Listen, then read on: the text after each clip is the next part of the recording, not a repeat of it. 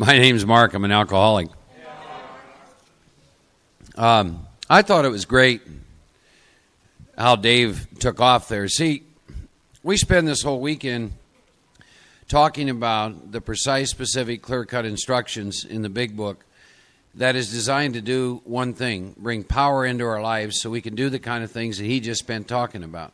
I mean, I was sitting here thinking to myself, as usual, we get the cart in front of the horse. We spend the whole weekend talking about methodology when, in fact, we're supposed to be living our life. Yet at the same time, if we don't talk about the precise, specific, clear course of action, you don't have any power to live the life anyhow. I think what would be fabulous would be a whole weekend on, all right, we have power, now how do we live that? And workshops on money, workshops on relationships. You know, it's a lot of the stuff Dave talked about, sanity, the 10-step, soundness of mind. See, I'm a single man, but I have a will. I left enough debris around when I was alive. I live in Texas. There's no immediate family anywhere. Without a will, if I died, the first cry I've created harm immediately. Like, what do we do with this stiff's body? There's nobody around. There's all the states involved, and you know, it's just it's just soundness of mind. All the stuff he talked about, I was laughing to myself. See, some of you are probably sitting here saying, well, geez, how does he do? On his power, he just gets drunk and is an idiot. See, what he is sharing with you is he took this course of action and was given power, and now he comes back and he's reporting on how God demonstrates through him in his life, his relationship with his children, his job, is all of that. So, you know, you move to the 10 steps, soundness, sanity, see? Everything he just described, if you're going to be married, is about sanity, you know? Life insurance and medical insurance and you know, does the car run and is it tuned up? And what we do is we take the power that has been given to us into our dull, mundane lives, and we're able to live lives based on spiritual principles within the workplace, within our relationships, you know, in all those areas. So, but that's why I was laughing about how God does this, because he takes off and he's talking about all this, and what he's talking about is the life he's been given. But you see, on his own power, again, see, he can't do any of that. I was talking to a lady earlier on the break, and one of the first exercises I like to give people is there's what's called the spiritual law of order. If you walked into my home, my closets everything is very well organized in my house. About every 3 to 6 months, I go through everything, including books, and if not using it, I give them away. I didn't have the power to be able to do that. Just the simplest things, but you get given great gifts in here, but most of all, power to do those things, to be able to use the spiritual law of order in your home. See, the ego always operates in the premise that mother's going to come along and clean up afterwards. So there is a spiritual law of order. There is just so much work to do in your own home, let alone going out into the world, right? I mean, start with that which you can impact immediately. When you leave here this weekend, I'll throw out a challenge. Look at your home. Is it cluttered? Is it messy? What Emmett Fox says that my whole life, everything in my home, my car, is an outward manifestation of my inward life. Don't worry about getting enlightened when you go home today. Worry about, is your bathroom straight? You know, is your living room clean? Is there clutter everywhere? Are you doing what I did for 15 years, which is I take these same boxes that I've never opened and put them in storage again? It's like I have to have power to let that go. You know, last time I went through, I realized I gave away about 10, 12 pairs of shoes. 10 of them I hadn't worn 10 years. Every move I make, you know, and go to the Container Store and get a shoe rack for a pair of shoes you haven't worn. It's like I don't even have the power to give away shoes I don't need anymore. So when you leave here, begin to work with this in the place in which you need to work with it, which is within your own home, within your own sanctuary. Start with simple things, you know. Use the spiritual law of order. Organize your house. For some of you, I'm talking here probably about a 3 to 6 month project. And you're sitting here see, you will transmit what you have. If you have a lot of clutter in your life, that's probably what you're going to transmit. So go back to again becoming a beacon within your own. Begin to look at your home and literally go into every room and ask yourself, is the spiritual law of order going on? I can walk into a person's home and really get a feel for their spiritual life, if you will. You see, because everything gets connected in that sense. But everything Dave was talking about has been a manifestation in his life of what happened as a result of taking the action of the steps that he and I are here talking with you about this weekend. So, I mean, that's what this whole thing is about. Is there's only one reason why I'm going to do the work in 1 through 9 and work with 10 and 11, to be able to live the kind of life that I live today, to from the time I get up in my dull, mundane life. My home is in spiritual order, and you know, you go work out, and I get involved with this company that I work with, and these people that are there, and then I go back home at night, and then I have some people I work with in AA, and that's what this has been designed to do, getting this power, this process of the steps. So I thought it was great how we kind of took off there, but this would be, I think, a fascinating whole weekend devoted to. Now that we've done the steps and have some power, now let's talk about, well, how do we make that work? Simple things like, what does your house look like? Financial workshops, you know, the stuff that he talked about. When we begin Steel and Steel, it's the same. When was the last time you had a physical? A what? A physical. A physical. We're amazing. We sit here and we get all caught up in all this enlightenment, and the most stuff right in front of our face just trots on by us, and we don't pay any attention to it. But having said that, let's talk. I want to talk a little bit at the fifth step. By virtue of time, what I'm just going to share with you is experiences. Here would be a great consideration.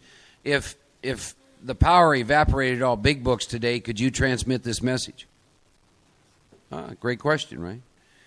What I do in a fifth step, whether I'm reading it or otherwise, I like to read from the bottom of page 70 to 75, and I read it in first person because that's preparation, and I get very clear on why I'm doing a fifth step. As Dave and I found out who you do a fifth step with, I don't know if it's critical necessarily in your first one, but you get a little time in this program, who you do a fifth step with is very, very, very, very important. I look for people who understand and approve what I'm driving at. I look for people that have experience. I've worked for several years with multiple fifth steps. I take a piece of inventory, I read it to 2, 3, 4 different people. I've done 2 fifth steps with men of religion. That's a whole different experience. My experience is the big book is absolutely right. It says the fifth step is about life and death. It's about the death of my selfishness. It's about the life of my spirit. And so I read and I review all that stuff, and then it gets down to we pocket our pride and go to it, eliminating every twist of character, every dark cranny. I close the book, and then I begin to read the inventory. Now, whether I'm reading or listening, let's say that I'm listening to a fifth step, I am very actively involved in that fifth step. I ask God to guide me. I ask a lot of questions. I am very actively involved. I'm not a passive listener. I've also learned when Dave and I did that, when I was asleep, I had no idea of this concept of energy and what happened. And people, I'd do a fifth step, and for about a week, I felt like I had ick stuck to me. And so what I do now is I always burn sage, and I purify the house and purify myself. And then once that individual leaves, I turn around and I do that again. There's a ceremony. Some of that I learned from Native American. For me, there's a ceremony in all this stuff when I do it, and I always follow the ceremony. I like to begin with 7 to 10 minutes of meditation. I burn sage to purify myself and the individual. Read pages 70 to 75, and then they start talking. A couple other things that I do in fifth steps when I'm listening. Let's say you got 100 resentments. If you believe that I'm going to sit there and listen to 4 columns of resentment inventory about you, you are wrong. What I am going to do is listen to about 10 or 15 of them, and we're going to go at it every way in the world so that I can pull you away from ego, wake you up so you can see yourself, your false sense of self. Thereafter, I'm going to have you read a few names, read the second column, and I'll say to you, tell me the lie in that. You'll tell me we're going to move to fear inventory. I'm not about to give your ego more entertainment value. I had my years in which I would spend 12 to 90 hours listening to fifth steps, and I realized how insane that was. I have a selfish, self-centered human being, and I'm going to give them 24 hours to talk about themselves again. No, I don't think so. I missed something. The intent of inventory in the fifth step is to examine the exact nature of your defects. I don't need to listen to 100 resentments to identify that. I mean, if you just work with the 7 deadly sins, which are a part of all humans that I know of, that's probably good enough. So you begin. Some people use the term pattern. All it is the manifestation of the defect, and you'll begin to see it in a repetitive fashion over and over again. All that's changed is some name in the first column, but it remains the same. And so we go into those 3 inventories, and I read those. Excuse me. At the end of that, I like to ask the question, if you omitted something, it's always sexual. Every time. Or if I observe that the man is real jittery in the front end, I say to them, why don't we talk about what it is that you're nervous about and weren't going to probably tell me about now, so that we can get it out of the way. And again, it's normally sexual nature. I asked a priest one time, do you ever hear anything new? And I said, well, I don't either. There's only so many ways. You know, you can chase chickens and do all the other stuff you do. I guess the point I want to make is any one of us sitting in this room, get over yourself in terms of no one else has ever done that. That's probably not true. And here's what's funny about that is I'm afraid to tell you about something I did when I was asleep, dreaming I was awake and couldn't have done it any different. You see what I'm saying? So that's what I do on fifth steps. It is important to me who I read to. And the longer I'm sober, the more important it is, because my ego just has new faces. You know, you like Dave and I, it was critical that he and I swap fifth steps with each other based on our experience and so far what had happened to us, because he and I both needed someone with a lot of experience to wade through this stuff and say, wait a minute, look at this, look at this, look at this. So that's how I handle that. When I get done with that process, the sixth step, which is about taking a look at your defects, the tool that I work with is called the Sacraments of Penance. I can't believe I didn't bring any with me. I have a book in my car that I got it from. And all the Sacraments of Penance they're an Episcopalian Catholic tool. They take the 7 deadly sins and they embellish them in a way I'd never seen before. In other words, it's a tool to look at your character defects, if you will. So once I get done doing my fifth step, I take a timer, and the book says I'm going to sit for an hour. And I'm going to answer some questions. There's a series of questions in the bottom of page 75. And I like to sit with each one of those questions. It starts out in saying that I'm going to carefully review what I've just done. So I like to close my eyes, and I like to review this inventory that I've just read. And I do that for about 5 to 7 minutes. Then the next question is, I'm going to thank God from the bottom of my heart that I know God better. Now, that's an interesting statement that the book is making. That led me to a logical question. How am I supposed to know God better after reading this pitiful inventory? Well, what I came to discover is, as I read the inventory, and it is in the fifth step you begin to get disconnected from ego. So then I begin to know more of God, because really I'm discovering who I'm not. My inventory is a reflection of who I'm not. And that's how come I thank God from the bottom of my heart that I know Him better after reading the fifth step. And I haven't even talked about the fifth step promises. They're some of the most incredible ones in the whole book. There's 9 or 10 of them when you get done with that fifth step. And then it talks about, again, turning to page 58, and you're going to review these first 5 steps, proposals, and ask yourself, have I left anything out? And I like to sit with each of the 5 and go through them in my mind. Then it begins to ask you some very, very interesting questions that, unless you're a construction worker, make no sense unless someone's taking you through the book that has experience. It says crazy stuff like this. Are your stones properly in place? I can't tell you how many people I've worked with long time sober, and I'll ask them about their stones, and they just give you that flat line look.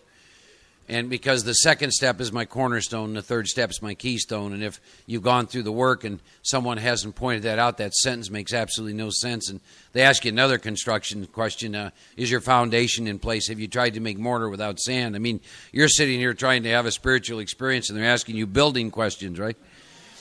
But, of course, that's what we're doing, aren't we? And when I get done answering those questions, you turn the page, and then I like to pull out the sacraments of penance. Once my hour is done, this is pretty much what I do. If I'm not real exhausted, I will immediately pick up the sacraments of penance, and they will start with, say, pride. And they give the definition of pride, putting self in the place of God, etc. And all I do is, based on the inventory, for example, that I'd read to Dave, I just go through and I say guilty or not guilty. I pronounce myself. Based on that inventory, am I guilty of placing myself ahead of God? Guilty. And I go through that whole process because it is such an incredible tool to help me identify the exact nature of my defects. For any of you that have any semblance of spiritual pride, it's a great tool because it'll pull it from you. It'll strip it from you. I'll tell you what the sacraments of penance did for me in the sixth step that no other tool ever used.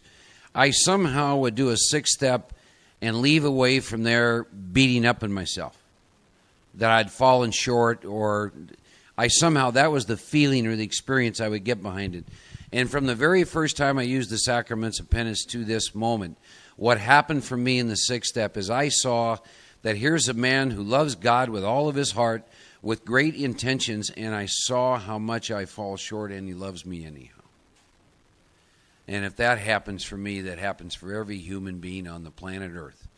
And my God, I'm sitting here walking around being angry at people who are just like me, who fall just as much short in thought, word, and deed every single day, just like me. And how there's this merciful God that loves us all in spite of ourselves.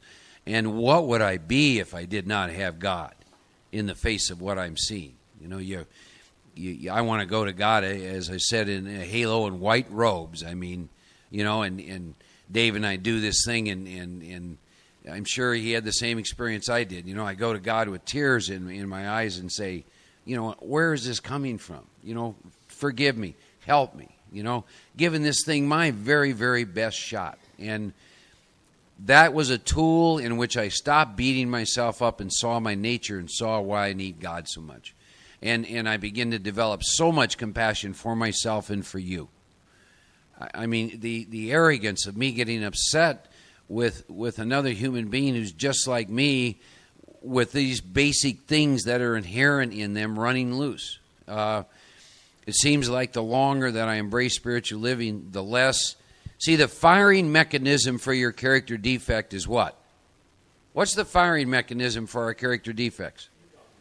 Ego, self-will, selfishness. The more that the firing mechanism gets removed, the less the defect manifests. This is what came to me about 2 years ago. I don't know as if a single defect that lies within me has ever been removed. I'm beginning to believe that the firing mechanism for the defect is no longer there, so you don't see it, and I don't experience it. Because everything that I've ever read tell me that every human being, the nature of who we are, we're bound up in these 7 deadly sins. That's the nature of being a human being. You know, the ones the book talks about. By the way, sin just means miss the mark for any of you who get uncomfortable hearing that word. Just means miss the mark. That is inherent. Those 7, pride, greed, sloth, lust, that's in every human being that I've ever met. That lies within me. And I'm beginning to see that what the steps have done and meditation and getting out of myself have done is the firing mechanism has been removed. But yet they're there. The reason I say they're still there, if I fall asleep and you put me in a certain situation, you're going to see a defect. You follow? So that's what I do with the 6th step. 7th step for me, I like to get down on my knees. It's and I like to say that 7-step prayer. By the way, I do not play with 6 or 7 or analyze. God either is or he isn't. If it's to be removed or if the firing mechanism is diminished, that has either happened or it has not happened. I have ceased fighting anybody or anything, including what gets removed and what does not get removed. That is not within my jurisdiction. I offer that to God. I'm firmly convinced sometimes your self will run riot is God's will for me. You understand what I just said? Sometimes another human being's self will run riot is God's will for you. So I don't play games with what gets removed and what doesn't get removed. I'm absolutely convinced My defects have probably brought more people to God than my virtues. Well, here's what I mean. A lot of times the reason I write inventory is because I got to live with another person's defects. And boy, it got me to God because I got so damn mad. I picked up a pen and paper and wrote some inventory, did step 5, 6, 7, 8, and if I had to, went and made amends. You follow me? So I don't know. I guess we need to be as thankful for the defects as we are for the virtues, which is probably in the 7th step why it says I offer all of myself to God. I think there was another great thing that happened for me in the 6th step, and this has to do with the realization that every human being that I know is giving me their best shot based on how spiritually awake they are. And if when you begin to understand that, you get free of judgment. You totally get free of judgment. In my experience is you get taken to a place where you begin to love people exactly as they are, needing nothing in them to change. Who they are is just fine. See, if I can't love you in the way in which God loves you, then all that's involved, again, is my selfishness. I must love you as God loves you. And my experience with God, who is nothing but love and power, the great I am, is that he loves me exactly as I am, and absolutely nothing in me needs to change. So that better be the way I love you. If I'm not loving you that way, it's not love. It is absolutely not love. It is more along the lines of what I call emotionalism, or even more importantly, if you'll only change. On one of the breaks, I couldn't help overhear someone was talking about how they wanted to do all this and do all this and do all this in a relationship, and the other person didn't. So if they didn't, that's who they are. God bless you, go in peace, hit the door. Move on to the next one, right? You understand the point that I'm making? If I cannot love you as exactly as you are, if I'm not in condition to do that, then I just need to move on down the road. Because that person is doing just fine. That's the peace I've come to understand. See, that's how God loves. Nobody in this room has to change anything. God loves us exactly as we are. So I need to love you that way, free of judgment, understanding you like me, you're giving it the best shot you got with your sense of spiritual understanding and wisdom and those types of things. See, the other thing that can happen is when you reach the place where you don't need anything from anybody, then you can love them. You see? See, Dave and I don't need anything from anybody. We're here to give to you. And then here's the paradox. When you no longer need anything and all you're willing to do is give, you get back more than you can handle. See, I'm like Dave. I've experienced so much love from you all this weekend. Just so much love. I mean, one of the reasons he and I have been moved to tears so much is, and I don't know if you're conscious of this, but he and I have been experiencing incredible love from you guys. Incredible love. And that happens because we didn't need anything from you. We're just here to give, everywhere you go. And then, see, that's the paradox of this whole deal. When I show up with no motive but to give and to love you and to try and understand you, I get back more than I ever bargained for. But if I show up expecting or wanting to get something, therein lies the paradox. Then it's not going to happen. So that's what I do with steps 5, 6, 7.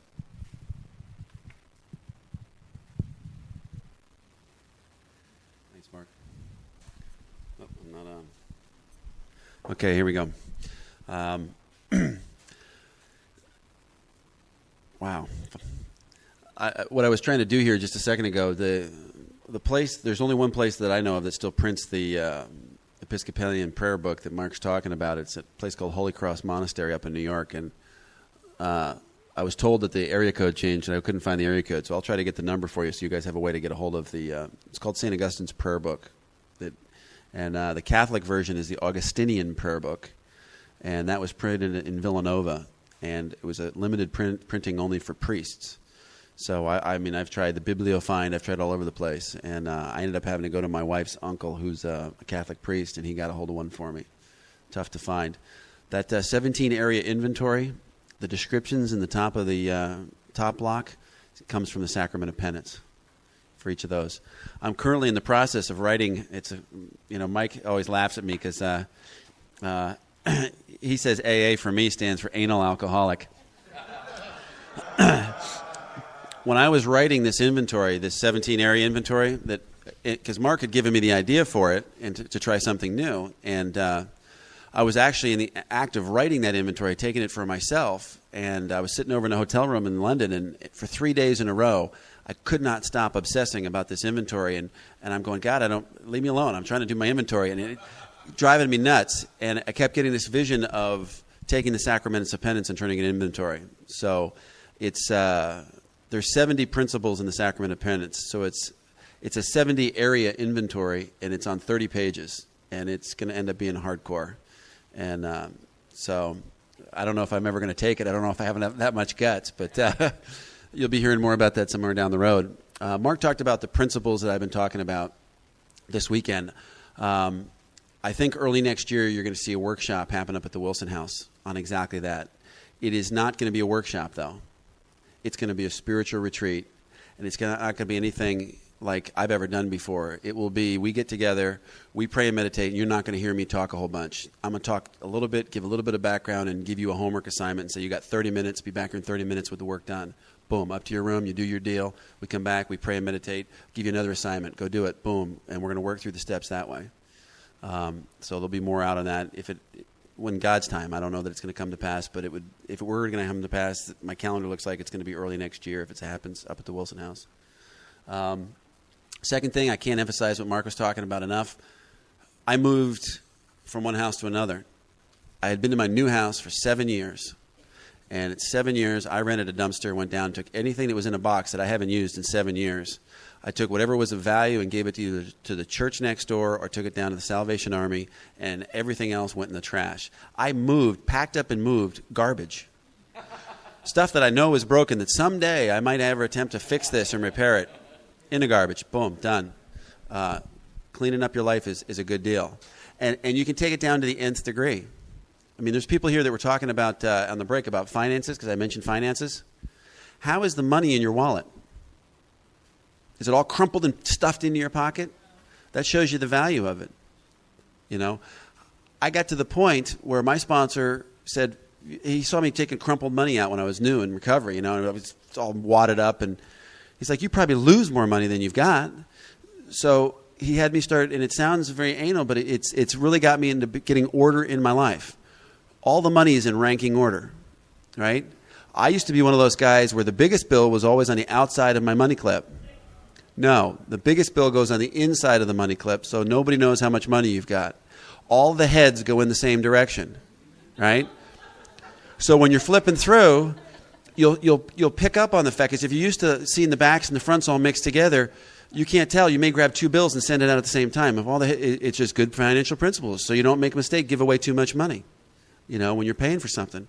Just simple things like that. And yeah, is it anal? A little bit. But let me tell you, you get your life into order, and then, what's that pony that Mark's riding? You got to get into that order. There's got to be some order. And if we don't start with practice, what you practice, you become. That's the deal. As far as fifth step, the construction references that Mark was talking about that you're going to need in the quiet hour, they're on page 2 of the guide. All right. The fifth step stuff is on page 17 of the guide, and there's a lot of instructions in the big book, and I'm not going to waste a whole bunch of time. I start out with the fifth step warnings. Bill Wilson gives us 7 warnings for if you don't do a fifth step. You're not going to overcome drinking. You may not learn enough humility. You're not going to learn fearlessness. You're not going to learn honesty. You're going to be plagued with egoism and fear. You cannot expect to live long, and you're not going to be happy. Is that important? Kind of got my attention, You break that nice little paragraph that everybody just kind of skips through into sentences and take a look at the meaning of what he's saying in each sentence, and it changes your life. On the break, I was given a tremendous gift. A guy came up to me, and I get one of these every time I do a workshop. What do I start the workshop off with? Listen to the message and not the messenger. And without fail, God gives me this gift, and it was wonderful. He comes up to me and he says, when you first started here the first night, you were a pompous a-hole, And he says, and then I started to hear what you were saying and not listening to your presentation of how you were saying it. And I started to get touched, and my mind started to open up. And now I can hear what I need to hear. God came into his life. Mark's talking about the tremendous love we get back. A lot of people had questions, and I could see it in your faces when I started talking about the mirror. Hopefully you now know what the mirror is because you've experienced it. We throw our love this way, and you throw it right back. even if you don't see that you're doing it. You know, have you noticed that most of the people's eyes in here have started to change? There's more sparkle in eyes in here by far than when we started. Most everybody's been smiling. Most everybody's been laughing. There's people doing inventories. There's a guy over there at the table writing his sex inventory. Barefoot Bill came up to me and says, yeah, I was dozing off last night. Some guy came pounding on my door and wanted to do a fist step. You know? There's a woman in the back. She flew up from Virginia, and I hooked her up with somebody to do inventory because she had some real stuff. They were up till 4:30 in the morning. This group, a member of AA worked till 4:30 in the morning to hear a fist step. She's a different woman here. I'm driving down the road, and I see her, and I beep and I waved to her on the way over here this morning. She comes to the next red light, and the window rolls down, and she's like, it was a bomb went off. I'm a changed person. She's screaming out through the window. You know? People are changing in this room. Can you feel the presence? You know? Who do you do a fist step with? Somebody who's got experience. There's nobody in this room, is there any merchant marines in here? Any submariners that go in the submarine for 3 months under the ocean? There is nobody in this room that qualifies for not doing a fist step. And if you do fall into that category, the moment the boat docks, the big book says, you go out and seek somebody to do your fist step with. You know that line in the big book about the Eskimo coming over the hill at the North Pole? I fly with the military up to the North Pole. There's a fantastic meeting up at the North Pole, you know. I'm serious. There's an AA meeting up there. It's a really great meeting. It's at the Bay Air Base at Thule, Greenland. You know, so there's really no excuse today to not be able to get yourself to a meeting, not be able to hook up with somebody that you can fist step with. I've fist stepped with clergy. I mean, don't knock it till you tried it. That's the basic principle. If you want to knock your socks off, go do a multiple inventory. Sit down, you know, take one piece of inventory, read it to 5 people. Change your life. You want to go to the next level? Take your inventory, grab another guy and swap fist steps. Change your life. Because are you just hearing it, you're sharing your stuff, and you know, and your ego want to start doing one-upsmanship. Well, I can beat that. You know, that kind of sick stuff. And you end up laughing and having a good time. You want to go to the next level? Grab somebody that you're spiritually connected with. Set up an appointment to swap fist steps, and each of you bring a new guy with you. Guy of 3 months, one of your sponsees. Because the other guy, you guys are spiritual buddies, and he doesn't want you to really nail him, and you really don't want to nail him. That something might slip through the cracks, but I guarantee you, if your sponsee has an opportunity to pin your ears back, nothing's getting by. Nothing. You know, I did that a while back, and this guy's wife was downstairs, and she swore for days that we weren't fist stepping because we were upstairs just laughing hysterically and itching and scratching, just having a good old time. We were reading inventory. It was hilarious, absolutely hilarious. The 5th step rule. It's on page 18 of the guide. There's 3 rules in AA, believe it or not, come right out of the big book, and this is the 5th step rule. It applies. Once you've taken a 5th step, this rule applies for the rest of your life. We must always be hard on ourselves and always considerate of others, period. Especially when you come into amends. You can't save your skin by dumping your problems on somebody else. You know, what came full force in this inventory was that I had been scumbagging people. Huge in this inventory. I can't run up to you and you don't know that I've been scumbagging you and run up to you and say, you know what, I've been scumbagging you behind your back. I'm really sorry because I just dumped a big load in your lap. Now the hamster's on your wheel going, what was he saying? Why did he say this? Who did he say it to? You know? So I'm sitting there with Mark telling him I'm scumbagging and I want to go make these amends. And he said, whoa, stop. You got to go back to every single person you scumbagged that person to and make amends to each one of those people. Ooh.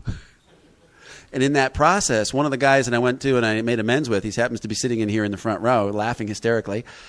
He looked at me and he said, you know, I understand that you scumbagged this other person. He says, from this point forward, whenever you see him do something right, I want you to publicly acknowledge that. So instead of tearing him down, I want you to build it up. Man, did he raise the bar on me. I had to sit with that. I'm still sitting with it. It's changing me. It's changing how I think. I'm just an alcoholic. You don't believe that?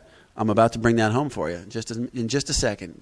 And you'll see how sick I really can be. Quiet hour. Anytime I do step work, I do a quiet hour. When I leave this workshop, I go back to the hotel room. I spend a quiet hour. I go through the construction references. I look at my steps. I look at my stones. I thank God because I know Him better.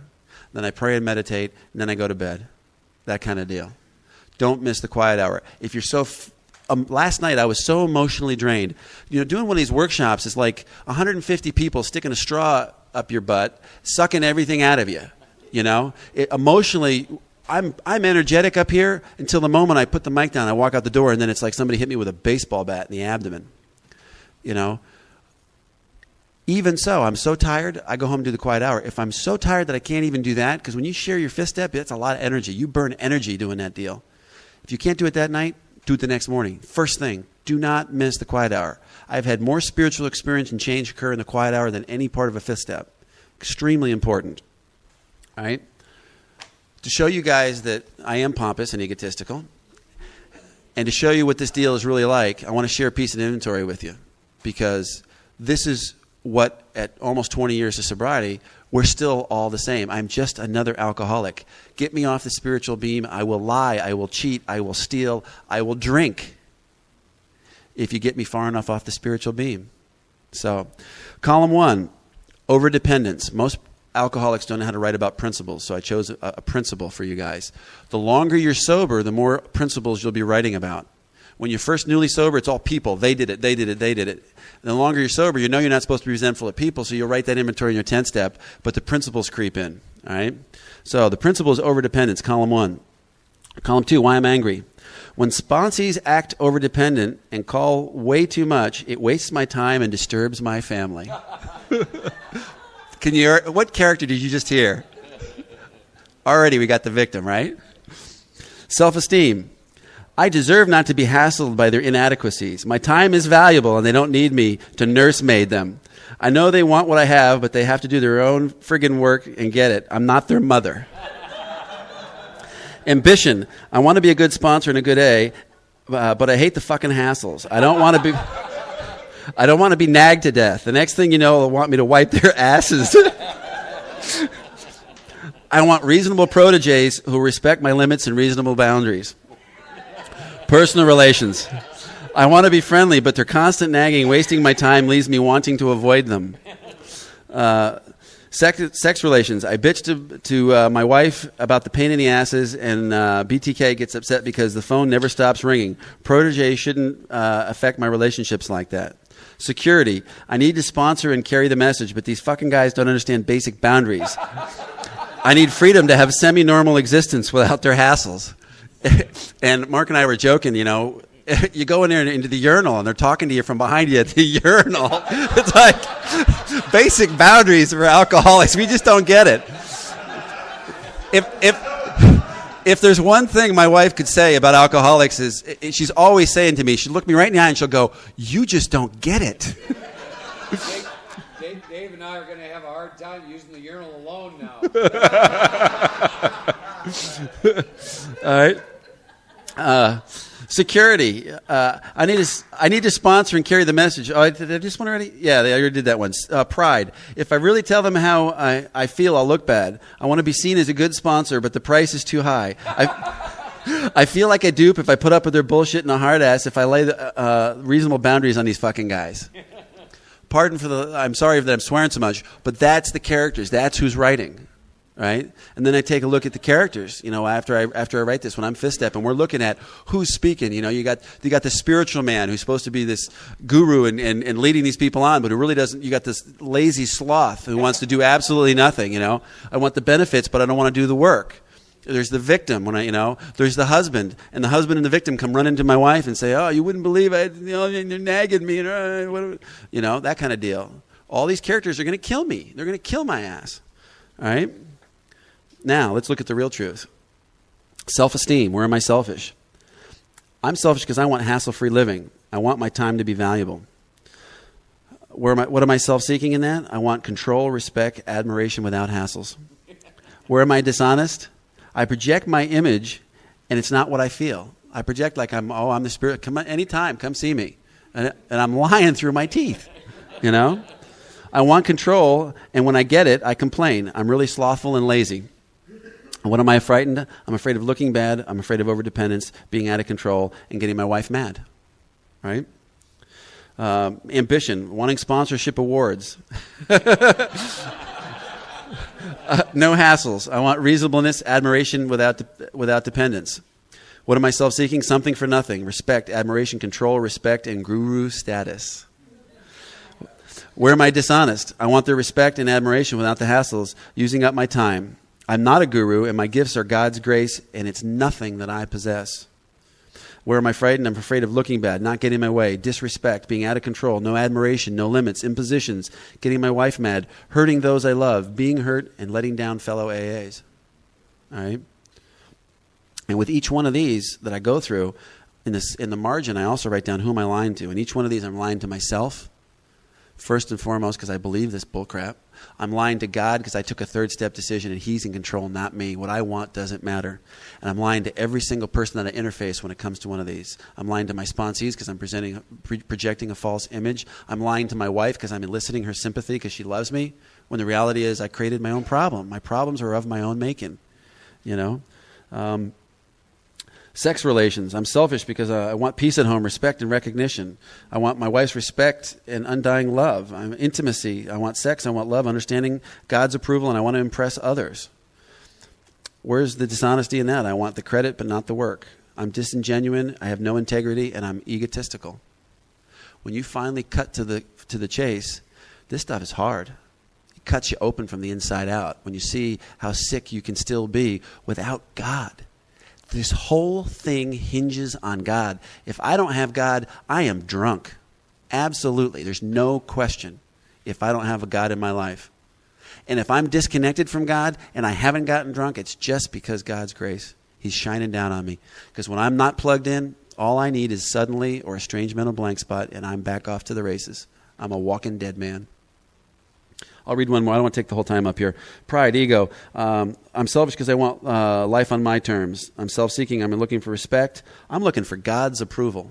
How sick is that? And I want admiration. I'm dishonest because I work for God, and he gets the credit, not me. I'm an egotist, and I'm insincere. And what am I frightened of?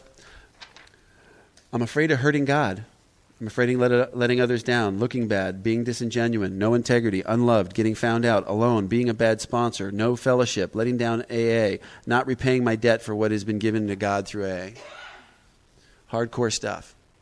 That's almost 20 years sober. Writing inventory constantly, virtually. That's how quick we can get out of whack, you know? You need somebody who can sit across the table from you that's doing this kind of work, that can look at you and point the finger at you and say, hey, you're missing something here. Who loves you enough to hurt your feelings and not sign your death warrant. Who's not going to co-sign your bullcrap and send you out into society to hurt more people. You know? When I used to hear women's inventories, a lot of times I'd get them on the rebound. They'd go a fifth step and they realized they missed something and they'd continue to do the behavior until they hurt bad enough. And then they'd come walking up to me with this inventory. And they'd say, would you listen to this? And they'd start telling me their inventory, and they'd say, well, you fifth-stepped this once already, right? And they're like, yeah. And I'd say, well, what did they tell you? Well, they told me this was okay, that's what had happened to them, so don't worry about it. Not with me. You know? One of my favorite sayings, and I haven't said it here, I don't think this weekend, is, the only problem with the truth is you get instant results. Right? And if you think about that and work with that for a while, it will change your life. And for dishonest people as us, we need all the truth we can get. Now, there's a caveat to that. There's a fine line between the truth and stupidity. You can use it as a weapon. I'm not saying going out and use it as a weapon, but hold yourself to that high standard. You know, that's what that book, The Four Agreements, is all about. It's one of those things. Have integrity. Do the best you can with integrity, and you can be effective for God in this world. You know? Mark talked about you can never give away as much as you give it away. Since I've been in sobriety carrying this message, I'm trying to square my debt with God, saying, God, I owe you so much. Let me help my brothers and sisters. The problem is every time I do that, he gives me more grace, so my debt gets bigger. So I have to give away more, and my debt gets bigger. And at the same time I'm getting in debt to God, I'm getting so much back. He's just giving and giving and giving. You can never give away as much as you get by giving it away. And that's it for me on step 5. Step 6 is in the guide, what I use. I'm real big on vision. There's that sheet. I look at an inventory. I qualify for everything on that inventory on the 6-step sheet. On the left-hand side of the page, it's on page 19 of the guide. Some point in my sobriety, I qualify for everything. Don't just go down and check off every single one of those. You'll see a theme from this inventory. Which one of these character defects come jumping out? For example, egotism jumped out huge on this one. Sloth came out, but gluttony didn't. Impatience, yeah, kind of with that last resentment, a little bit of impatience, but really it was my sloth that was generating the impatience, right? So I wouldn't have checked off impatience, but I would definitely have checked off sloth. So I check off the areas that are really affected me by this inventory. And then I ask God to remove those from me, but I'm asking him to replace it with what's on the other side. Don't just create a vacuum. God abhors a vacuum. Nature abhors a vacuum. Don't just ask him to remove this from me and leave a hole in my soul. You know, it's that great parable of the Bible. If you do that, the next thing you know, instead of getting rid of one demon, you're going to end up with 7 living in the same hole. So if I'm going to ask God to remove something, I want something for him to replace it with. You know, that's what that Buddhist meditation was this morning. Get us focused on love and put something good in the hole that's in all of it. It's a human hole in our soul. Put something good into that hole. So ask him to remove this. Look for this. You know, so now I have a vision for what I'm trying to bring back into my life. This doesn't take a long time. You know, how many times have you been in an AA meeting, people are saying, I'm working on my character defects. They've missed the whole program. You're powerless. You cannot work on your own. You cannot solve the problem with the problem. It's impossible to solve a problem with the problem. And our problem centers in our minds. So you can't think your way out of AA. It'll kill you. Absolutely kill you. Your mind will kill you. So the Sacrament of Penance is a phenomenal tool. I don't just ask myself guilty or not guilty now. I write it out. How am I guilty? And that's what this inventory that I'm writing now is going to be. This 30-page inventory. It's going to be the exact same thing as a 17-area inventory, and that's what that's for, is to write in those blanks. How have I been with money? Well, I've been bad with money, and how have I been in my home life? You know, when an extra $100 comes in the front door through the military, I don't tell my wife about it. I don't give her 50% of that. I don't tithe 10% of that. Am I being dishonest with that? Yeah. You write that kind of stuff in the blanks. You know, instead of just saying, am I guilty of dishonesty around money? Yes. No. Let's look at where and specifically how and shine the sunlight of the Spirit on it. Shine the light of truth on that, because God's grace lasts only as long as ignorance. And once I know I'm doing it, I cannot continue to live that way. All right? Makes sense? That's basically it. Step 7 is a prayer. Ask God to remove the stuff. Ask him to bring the stuff into your life. Get rid of the bad. Bring in the new. It's that simple. And I'm done. Let's take a 15-minute break and come back in. Last session. Several questions on the breaks, and some really good stuff came out. I've gotten at least 10 people talking to me about old inventories. Well, I wrote this inventory so-and-so, so-and-so. My answer is, are you that person that wrote that inventory? No. Don't worry about old inventories. Write a new one. What happens if something comes up from an old inventory that I wrote 5 years ago? You just got done getting off your knees asking God to show you what you need to write about. If the thought comes into your head, write about it. I always keep a blank piece of paper, and after I'm done, when I think I'm done with column 1, I meditate and say, God, is there anything I've missed? And I sit there for maybe 5 minutes, just pen in hand, and I free associate. Anything that comes out, I write it down. And it hit me, Statue of Liberty, and Dad. I'm sitting in Germany in a military base, and I'm writing inventory, and I'm going, what the hell does this mean? Statue? And I sat and I had to meditate on it. My father has made it onto every single inventory I've ever written except one, this last one. I'm getting a little bit better. I never understood why I was terrified of my dad. Always absolutely terrified of my dad. I know he loves me, but I was still scared the hell out of him. I didn't know why. It suddenly came back to me when I was maybe 5 or 6 years old. We went to the Statue of Liberty, and he was drunk. And I wanted to see the view, so he picked me up, and I got scared. And he says, oh, what are you scared about? And he held me out over the edge of the observation deck there. And my wife, Freudian, my mom goes running over to him and says, Donald, don't do that. And he let go with one hand. He says, I'm not drunk. Because she's yelling, you're drunk, get him back. Don't do this. And I never understood why I couldn't trust my father. If I hadn't have free associated that, I wouldn't have written about it. I wouldn't have missed that jewel. It opened up my life. Now I can love my dad unconditionally. Before that, I couldn't love him. He's sober this year. It'll be 25 years. So allow the process. Trust the process. There's magic of pen and paper. I don't know what the heck it is, but it is. Guy came to me on the break and says, I forget what he said, 18 years sober, and there's a guy who's got 2 years of sobriety. He's been through this work. He's really doing the deal. would it be okay if I bring my inventory and have him take me through the work? Yes. That's what this weekend is about. You know, if you got a sponsor who's 30 years sober, and most of the people that have sponsors are 30 years sober, we went for the wrong reasons to get them because they're 30 years sober, and they get hit by lightning. Bzz. Now what do? You're 20 years sober, and your sponsor was 30 years sober. Ooh, do you have the humility to go ask the guy who's on fire, who's 5 years sober? Interesting. My sponsor died. He was working out, dropped over dead, has a heart attack. I went for almost 3 years sponsorless. Ship without a rudder, and I was as sick as I've ever been in my entire life. Sicker than when I was drinking, floating around in AA. And you heard the story. I almost blew my head off at the end of it. You know? You be the judge. That's my experience. So, if the guy's on fire, anybody, I don't care if he's 6 weeks sober, if he's on fire, I'm going to hang around him. I'm going to pick everything I can from that guy. You know? That's the deal. Go to where the message of God is. God speaks through all of us. So if you're hearing somebody speaking about God, it's coming through, it's coming out of their pores, man, go get some of that. Bring a cup. Fill it up. You know, I'm not going to bring the thimble. I'm going to bring a 55-gallon drum, you know, as much as I can carry. I want that deal. All right? That's fifth step. Do you want me to kick off 8 and 9? You want to do 8 and 9? Yeah. Bring it on. Mark, alcoholic.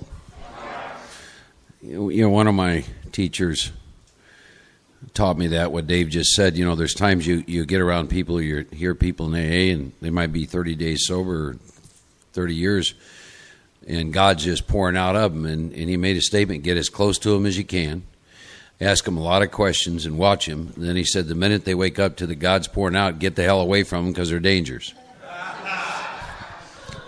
So I'm like Dave. You get this from as many people as possible. My basic deal, for the most part, is do some work with someone, get to 164, and basically kick them out of the nest. Say, next time you want to go through the work, go find someone else. Because you don't want to, you don't develop these dependencies, if you will. Dependency is always on God. But yeah, you get this from as many people as you can. See, I think there's something extremely unhealthy in this constant thing that my sponsor said, what's the book say? What's the book say? You know, I work with someone and they start throwing out my name. I jerk them aside and I say, excuse me. What it isn't what does Mark say? It's what's the book say? What's the book say? What's the book say? You know, that kind of a deal. So, get this from as many as you can. Again, don't ever let anyone read your big book for you. And like Dave said too, you don't analyze. See, the program is about power, and you start this process, and pretty soon it takes you. And so you never judge that. If it comes up, you write on it. The other thing is, don't get into a comparative analysis when you hear someone talk. I mean, we're the only people in the world that are going to if someone's got 300 resentments and we got 50, we're going to feel less than. I mean, that's absolute insanity. You know, well, you know, he had 90 defects. I only got 4. Well, praise God. You know, it's I'm telling you, we've got it all backwards. All of it's backwards. You know, well, I'm not as selfish and self-centered as him. You know, it's just so yeah. So you know, praise God. You know, then the guy that finds out he's not a drunk, you know, he's weeping. I mean, gee, you know. Got this fatal disease that kills you. He finds out he's not a drunk. Now he's so identified with being an AA, he doesn't know what to do. See, true story. Pal of mine, I've done some work with. Some of you know Floyd. I steered a guy to him who picked up a drink after I guess 17, 18 years. Lived down in the Houston area and I sent him to Floyd. And of course, some of you who are real alcoholics are going to understand this. What he did, he'd go to a bar, Hooters. And he would have 3 beers and go home. And this was his relapse. And I have no, and just 3, so that he wanted to be fresh the next day at work. And this is a guy who most of his life in AA has been depressed and not happy, et cetera, et cetera. And Floyd took him through the first 33 pages. Well, he's not an alcoholic. Then... of course, here's what he was up against then. he had this 17 or 18-year attachment to Alcoholics Anonymous, thinking I'm an alcoholic. He said to Floyd, well, who am I? What do I do? And so he still wanted to stay around, and Floyd said, okay, fine, then we'll do the 30-day test. So, of course, all these people in AA in that part they thought Floyd and I are nuts to be telling him this, right? We're just telling him what's in the book. So he's into this 2 a day. He's like at the 20th day and calls Floyd and says, do I really have to do this? I mean, that is not anything I would have been saying. He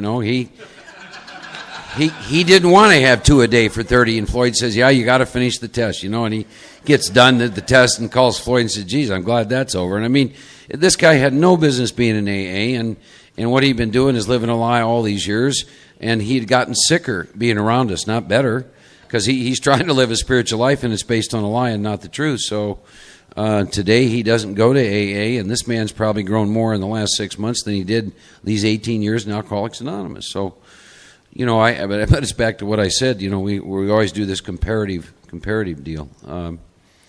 By the way, I misinformed you. We have 2 sessions left. They have this one and then one more. So we do understand if anyone has to leave and get on with your day and get on with your life. We understand that.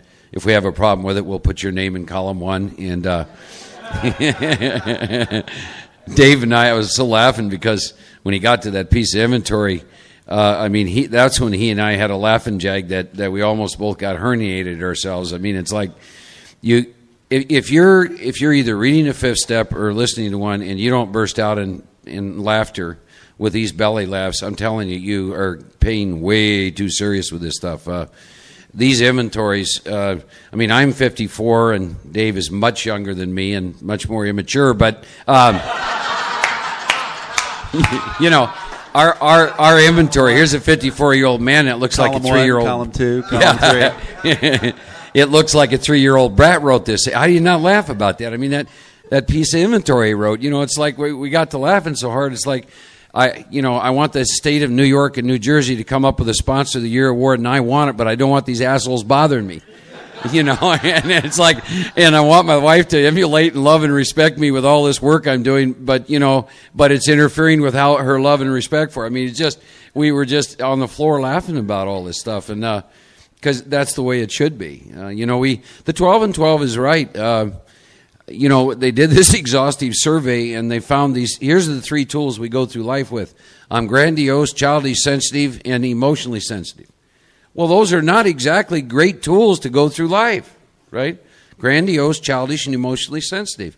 That's a setup for becoming a great alcoholic, and that's what we all have in common. So, and length of time away from a drink does not necessarily diminish and take all those things away. But I'm having a lot more fun with myself than I ever did, and I laugh at myself a lot. And then the other side of that is I also love spending time with Mark. See, I'm alone in perfect peace and ease. I love the solitude. There was a time I could not stand to be alone with Mark, right? So that, it changes things. I want to talk about the 8th and 9th step. This is my experience. If you read the big book, it says in the 2nd step, it says you begin to have a spiritual experience. It says you have certain spiritual beliefs. When you do the 5th step, it said you've had certain spiritual beliefs, but only now do you begin to have the spiritual experience. It's in the 4th step you identify yourself, how your ego operates. It's in the 5th step that you disconnect from ego. It is in the 7th step that you connect to God. And it is in the 8th and 9th step that you connect with your fellow brothers and sisters. And if you don't do the 8th and the 9th step, then you are never going to be at peace around your fellow brothers and sisters. That's why the process of amends are so important. The list is the list. You get the list from a combination of inventories. I also like to sit for at least a week, and in my prayer and in my meditation, ask God to reveal to me anything at all, any kind of harm of any kind that I put out in the universe, and then whatever comes up, I just write it down on the list. And I have experiences like Dave over the years. I'll just remember more and more and more and more. A couple years ago, when I was doing this, I remembered that when I was back in college, I'd gone to a party, got drunk, stumbled across a Volkswagen that had a set of golf clubs. I stole them, sold them to my aunt for $250. And so, this was like 2 years ago. So I call her up, and of course she just laughs and chuckles and says, you don't owe me.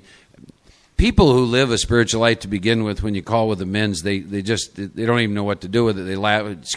I got to go back to golf, But but this is how it works. This is about, I think, God's timing in the universe. So it's not my money. See, I took that money from her, compounded it with a little interest. So I took the $250 and I figured with interest, because that was back in 1968, long time ago. So I figured $350. And then another older man came up, and I called this person and found him at the same time, discovered that he was going through a lot of financial problems. So in addition to, I think it was $110 I owed him, I went ahead and sent another $350. So, I mean, that's how the whole thing works. It came up when it came up. Series of events happened. I had the money set aside. Boom, I mailed the money out there. So you have this list. And my experience is start with the ones closest to you. The reason we harm the ones closest to us is because they're the closest to us. It's not complex stuff, i.e. wife, father, mother.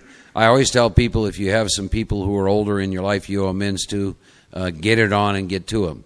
It's a lot easier making amends to them when they're still alive as opposed to saying amends at a graveside. The big book, when I get to the 9th step, what I encourage people to do, there's 6 or 7 pages of instructions about every kind of amend that you have to make, and it's very, very clear what they look like. They discuss the fact that you and I are going to have misgivings. They discuss the fact that you're going to make amends to the man or woman you hate.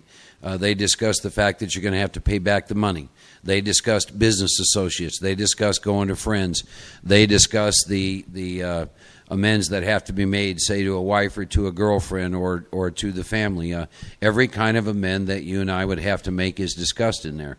Then they give us some guiding principles with the amends as well, reminding ourselves that we decided to go to any lengths for victory over alcohol. This is what I'm willing to do. And the process that I like to follow once I have made my list, I don't mess around with this willingness stuff. Some of you have heard this before, but this is a deal from Don P. But first time I went with him, and my first go around with a real inventory, I had a lot of amends. 7 years I hadn't filed taxes. I had a lot of amends, family, and I'd lived in 6 or 7 different states. Matter of fact, I used to write inventory on these early guys' stories in AA because they lived in the same town, never moved anywhere, and hell, they made their amends in a day. Well, I lived in 6 or 7 different states. See, a lot of territory to cover in there. But when you get to the 9th step, keep it simple. You got your stack of amends cards. Here's the question you ask yourself: make this amends, die an alcoholic death. Let me think. Make this amends, die an alcoholic death. Stay clear when you get to the 9th step why you're making amends, because you need power. And this is part of that process of power. I see a lot of people get to the 9th step and get disconnected from the 1st step. The 9th step should drive the 1st step deeper into you, not make it further away.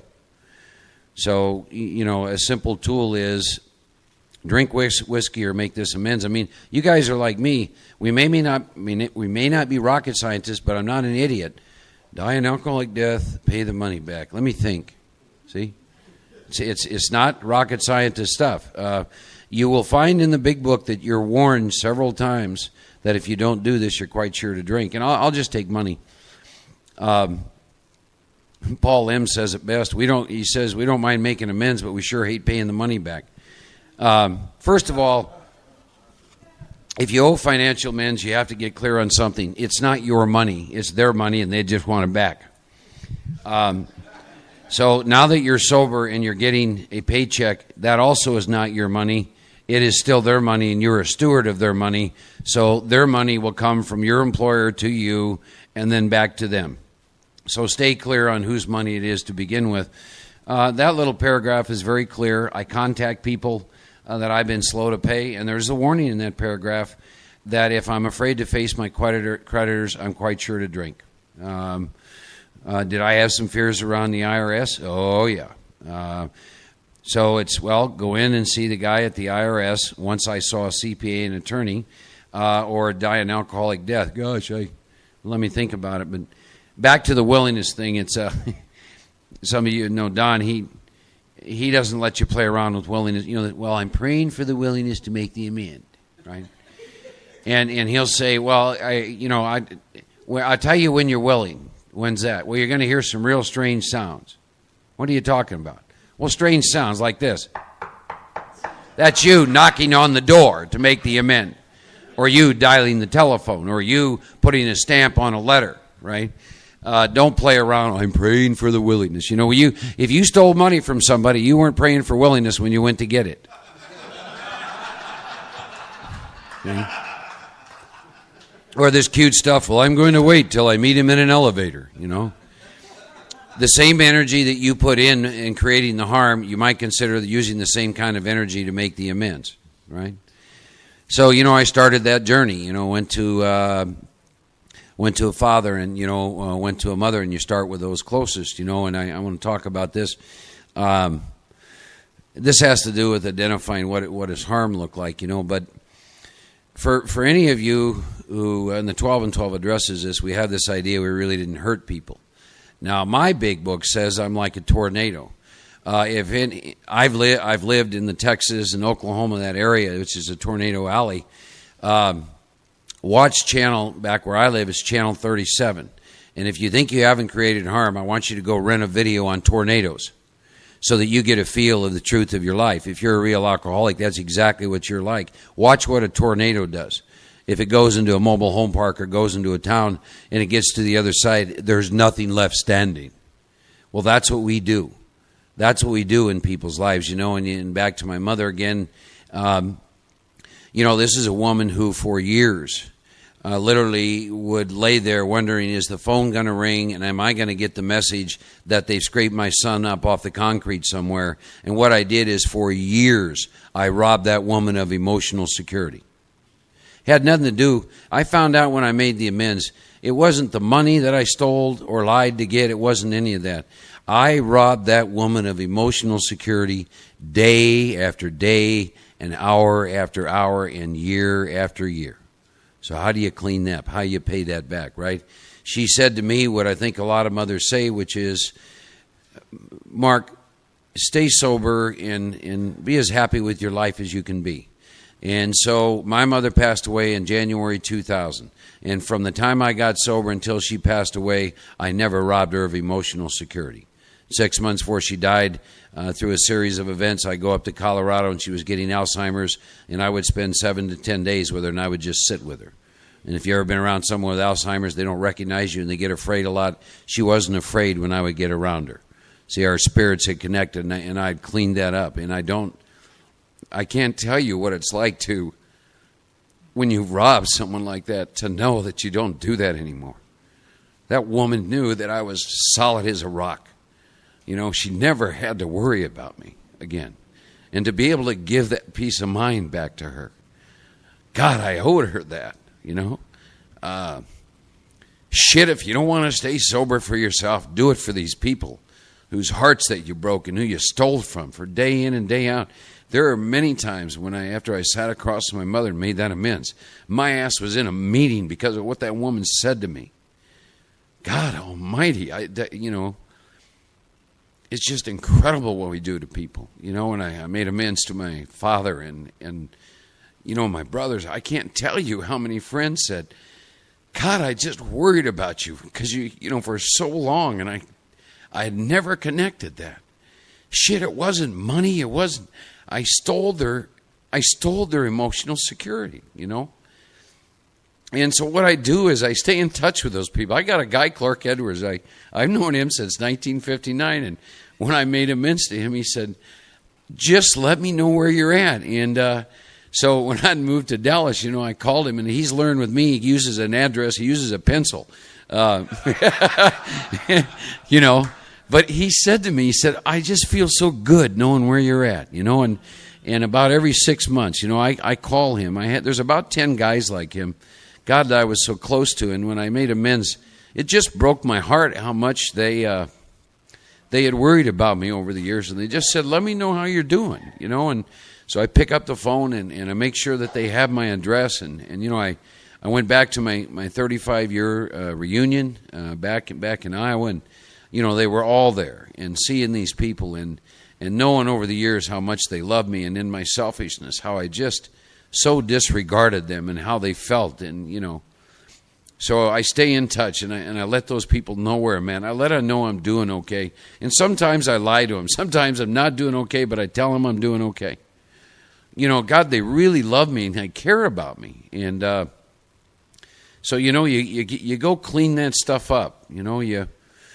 You sit across from these family members because they were the closest to you. And I had a father, and my dad died of alcoholism in 1986. My dad was a heavily decorated World War II veteran, a boxer, fighter, and a drunk. And he couldn't have shown an emotion if it was going to bite him in the ass. And we were raised in that family where it's either sports or fighting or whatever. And there were 4 boys in the family, and I had a lot of anger and resentment and stuff in there, and I made an amend to him, but that kind of a man, you can't sit down and talk about what I wanted to talk about, and so then his aorta burst from alcoholism, and he died. And so it was about a year later. I was going up to the Fellowship of the Spirit, and I just felt I needed to do something. So I had written a letter, and he was buried in the Memorial Cemetery in Denver. So I'd gone and got some flowers, and I had this letter. And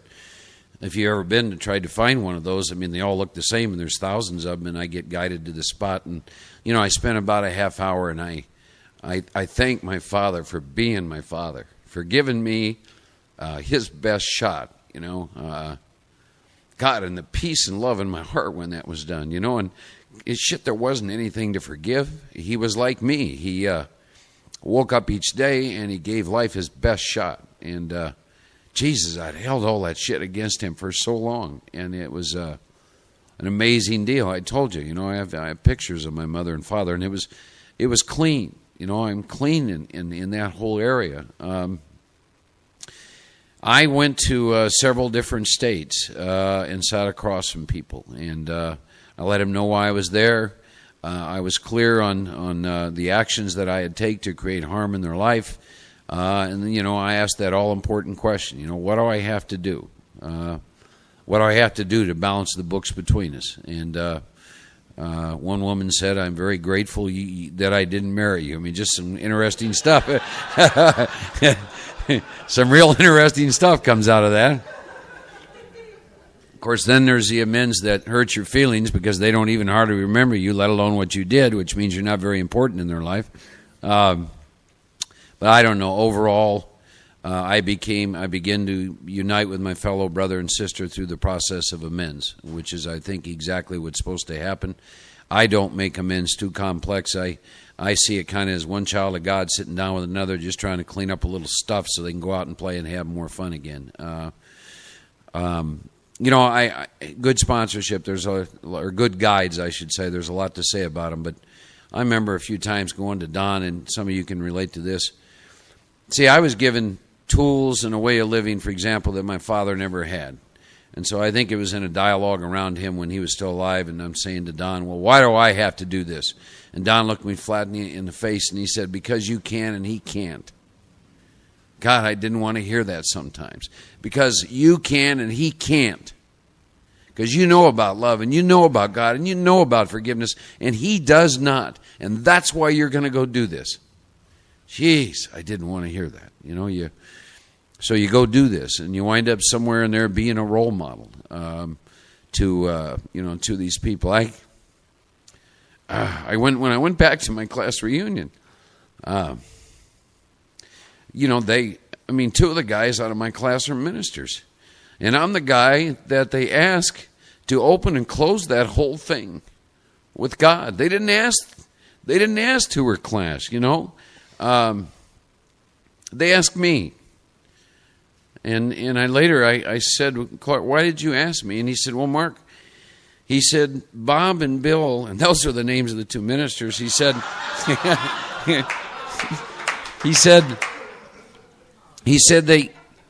they're men of religion, but he said, it seems to us when we get around you that this God that we all struggle with just seems to radiate from you. And that's why we ask you to do that.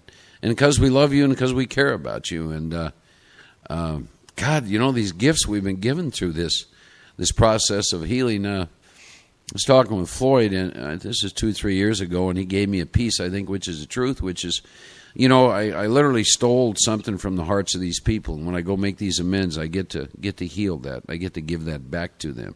See? Unfinished amends for me also were about if God is in everywhere and everybody, and I've got an unfinished amends because of either pride or whatever, then I'm blocked because there's nothing but oneness. So you go make those. I'll tell you about the last 2 amends I had. 1968, I was in a paternity suit back in Iowa. And if you were from Iowa in 1968 and you were in a paternity suit, you either married the woman or the father killed you. It was pretty cut and dried. But I chose to obviously not get married. They set up certain financial things, and I'd taken care of that. And then I'd gone on with my life. Somewhere in 1975, I think I got a piece of paper with adoption, and I'd signed that and just moved on. Well, over the years, I'd made some attempts to try and find her, to try and find my son, to no avail, because she'd gotten married and etc. So, and this is how God works, and it don't always feel good. When in 1999, when I was going through the steps, here's what happened when I get up to the 9th step. I get laid off from a job I'd been at 7 years. My physical health cratered in on me for about 2 or 3 weeks. Several people I were pretty close to turned on me with a vengeance. I had just had all kinds of neat stuff happen as a result of working these steps, right? For those of you who think you're going to work the steps and you're going to be little sunbeams and life is going to be grand, there's new stuff going to happen, but it doesn't look like what you look like. And so after I got laid off, I'm sitting there, and because I'm born and raised on a farm, I understand work. I've always worked. And then in my meditation, the message that I get is put your stuff in storage, go up to Colorado. Your mother's not going to be here much longer. Spend some time with her. That immediately produces fear, because I don't know about the rest of you, but when I get laid off, my income goes down by 2/3, but my bills remain the same. That is not what I wanted to hear in my meditation. I wanted to hear, go here and you're going to get this great job. And but over the years, you get obedient, because I know what self-will does. So I put my stuff in storage and I go up to Colorado, and I got to spend that time, with my mother. And God was absolutely right, because in 6 months, her spirit joined God. And then I go back to Colorado, or to Iowa, to this 35-year class reunion. And there was a town 16 miles away. And I had a reservation in that small town I was going to, but I get to this town, which is where I'd met this woman who had fathered my son, and I could not go past the hotel in that town. I mean, it was like there was a screen. So I stayed in the hotel. See, when you're awake, you'll act kind of bizarre. I mean, I had a reservation 16 miles. When I say a screen came down and said here, it's like, okay, you can resist if you want, but I've done that and paid a dear price. So the next morning I get up and I do meditation, and the thing is to go down to the county clerk's office. I go down there. So I ask about some books and records. She sends me down in this old basement. So make a long story short is I find some of the material. I find this file, and in there I find the name of the man that she had gotten married to, which I'd never had before. So I go to a phone book. There's 3 names in there. The first address I go to, it's a small town. It's deserted. The second one, it's like 10:30 in the morning. This old boy my age was sitting out there. He's got a tooth knocked out and drinking beer. And I said, I can talk to this guy. And so I go up and introduce myself to him, and told him why I was there. And this was an interesting. He looked me dead in the eye and he said, "Are you Chad's father?" And I said, "Yes." And he said, "Well, he's in this town." And he said, "I've got his phone number. I don't know where his mother is. She moved out of town 2 or 3 years ago. And by the way, you need to know that they're not speaking." And so, I left there, and common sense told me I went on up to where I had to go, and common sense said I wanted to talk to her, and I had an idea of the town she was in. I called that town, and there were 2 listings. The first one wasn't her. The second, just wave at me when. And the second one, I said, "Is this so-and-so?" And she said, "Yes." And I said, "Did you used to be so-and-so?" And she said, "Yes." And I said, "Well, this is Mark Houston." Just dead silence. Because, we're talking 30 years since this woman had chatted with me. Okay.